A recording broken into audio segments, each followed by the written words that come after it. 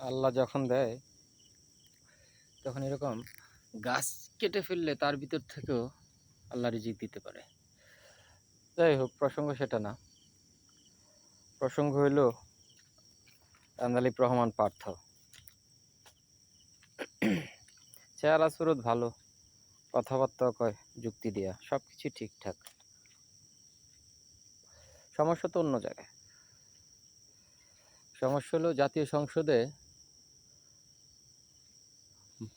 এই ব্যক্তিগত গুণগান গাইতেছে, ব্যক্তি পরিবার কি সামলাইতেছে, নিজের আধিপত্য, নিজের ওই যে অহংকার, ওইগুলো প্রকাশ করতেছে। ওগুলো থাকতে পারে একটা মানুষের ভিতর, কিন্তু জাতির সামনে নিজের এইভাবে জাতির টাকায় হাওয়া খেয়ে সংসদে বসে এইগুলো করা যাবে না, তুচ্ছতাচ্ছিল্য করা যাবে না। এখানে কথা হবে আগামী জাতির ভবিষ্যৎ নিয়ে, ভালো থাকা নিয়ে। তো এগুলো না করে এখানে ওই তুচ্ছতাচ্ছিল্য করার তো সুযোগ নেই। এগুলো মেনে নেওয়া যায় না।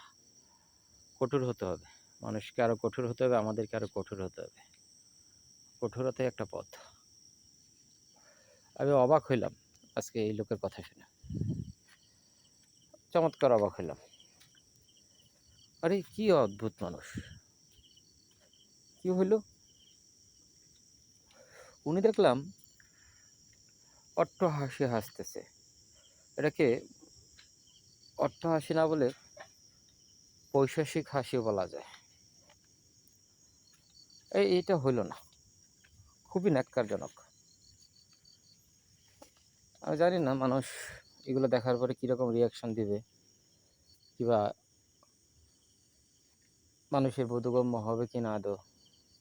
যারা শয়তান, এই শয়তানি হাসিতে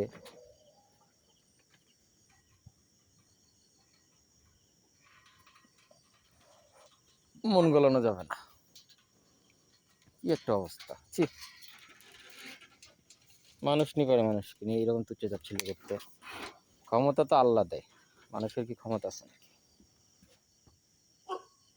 মানুষ তো এগুলো দিয়ে পরীক্ষা করে যে ওর চিন্তা ভাবনা কি, ও মানুষের প্রতি কতটা লয়াল, এগুলো পরীক্ষা করে।